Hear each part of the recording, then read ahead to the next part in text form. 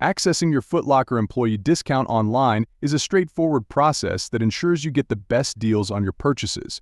To begin, you'll need to utilize the DSG Connect application, which serves as the official app for Foot Locker employees. Start by downloading the DSG Connect application onto your device. If you're new to online shopping, you'll be guided through the account creation process. Once your account is set up, sign in using your employee credentials.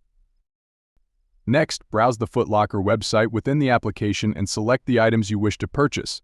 Add these items to your cart as you would with any online shopping experience. Once you've finalized your selection and added all desired items to your cart, proceed to the checkout.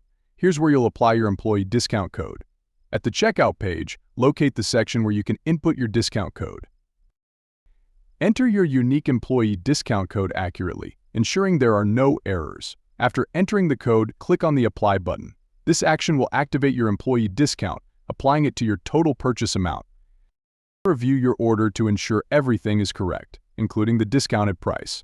Once confirmed, proceed with the checkout process as usual. Your discounted purchase will then be processed and finalized.